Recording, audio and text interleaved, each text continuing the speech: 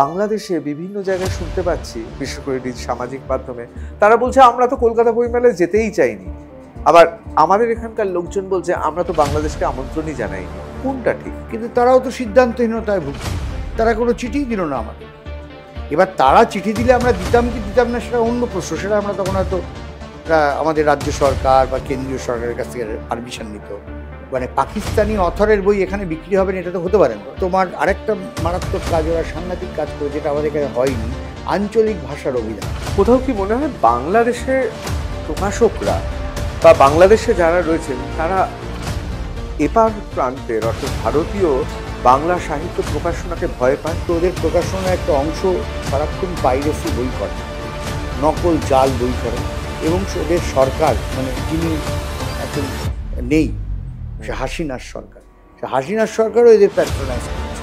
আমরা যখন গিয়ে বারবার বলেছি দেখুন এই আমাদের বইগুলোকে as it is cover to cover এরা ছেপে দিচ্ছে, দিয়ে ওপেনলি বিক্রি করছে স্টলে, কোনো ব্যাপার না। আর গিল্ড যদি উদ্যোগ নিয়ে সবার বই নিয়ে ওখানে পৌঁছে যায়, তো দামও মানুষের নাগালের মধ্যে থাকবে। মানে সরকারের পৃষ্ঠপোষকতায় জাল বই, সরকারের পৃষ্ঠপোষকতা, পূর্বতন সরকারের পৃষ্ঠপোষকতায় শুধু না, পূর্বতন সরকারের সহযোগী প্রকাশকরাও কিন্তু এই জাল বই ব্যবসার সঙ্গে কোনো না কোনোভাবে যুক্ত ছিল। এবার আমি একটা অন্য প্রশ্নে আসছি। বিখ্যাত বাংলা গান, মানে কে প্রথম কাছে কাছে এসেছি, কে প্রথম দূরে গেছে, বাংলাদেশ না কলকাতা বইমেলা? বাংলাদেশে বিভিন্ন জায়গায় শুনতে পাচ্ছি, বিশেষ করে সামাজিক মাধ্যমে তারা বলছে আমরা তো কলকাতা বইমেলায় যেতেই চাইনি। আবার আমাদের এখানকার লোকজন বলছে আমরা তো বাংলাদেশকে আমন্ত্রণই জানাইনি। কোনটা ঠিক? দেখো, 1996 সাল থেকে বাংলাদেশ নিয়মিত অংশগ্রহণ করেছে, এবং খুব দুর্ভাগ্যের বিষয় হচ্ছে যে আমরা টাইমস উইদাউট নাম্বার বাংলাদেশে গেছি এই 21 শতাব্দীতে। মাঝে ওরা একটা ছোট মেলা করতো যেখানে ভারতীয় বই থাকতো, সেটা বন্ধ করে দেয়। তারপর আমরা বারবার বলেছিলাম যে আপনারা যদি 21-এর বই মেলায় আমাদের জায়গা নাও দিতে পারেন আপনাদের পলিসি অনুযায়ী, আপনারা একটা আলাদা ইন্টারন্যাশনাল বুক ফেয়ার করুন যেখানে ভারতীয় বই, অন্যান্য দেশের বই রাখবেন।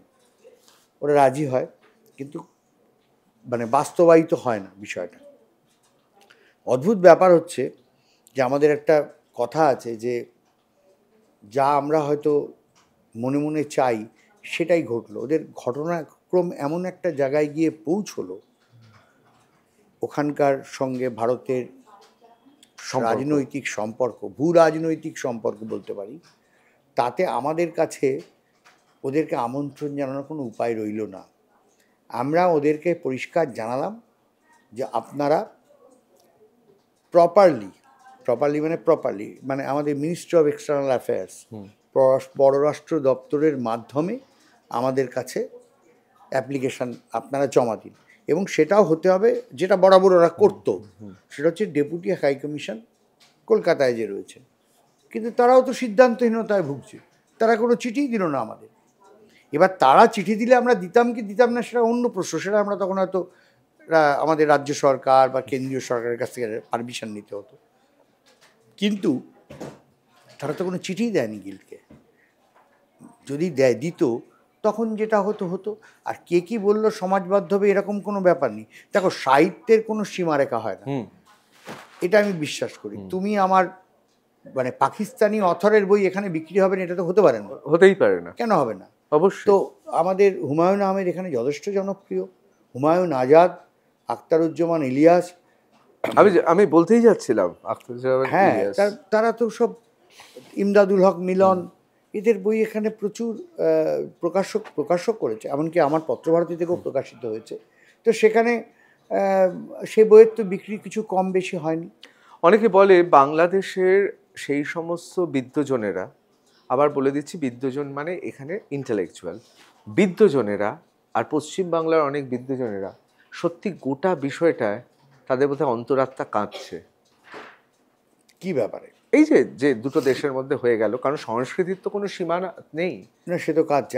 আমরাও বিষণ্ণ হয়ে আছি, এটা তোমাকে বলছি। যে বাংলাদেশ থাকা মানে বাংলাদেশের সাহিত্য এখানে আসতো, এখানকার পাঠক বাংলাদেশের সাহিত্যের স্বাদ পেতেন।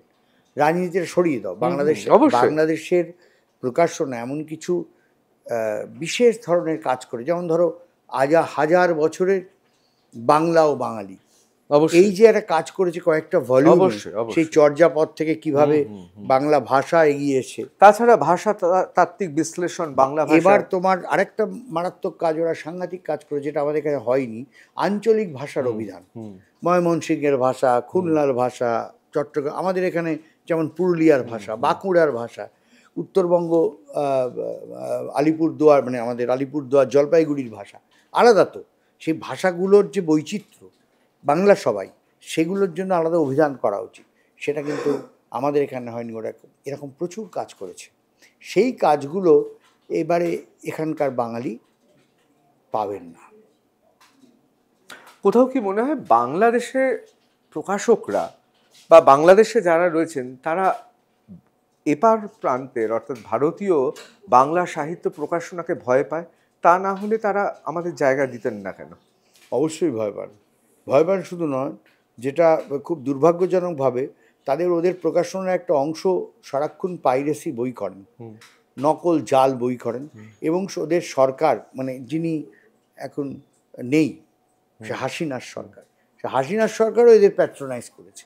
আমরা যখন গিয়ে বারবার বলেছি যে দেখুন, এই আমাদের বইগুলোকে as it is cover to cover এরা ছেপে দিচ্ছে, দিয়ে ওপেনলি বিক্রি করছে স্টলে, কোনো ব্যাপার নেই, সরকার তাদের মদত দিয়েছে।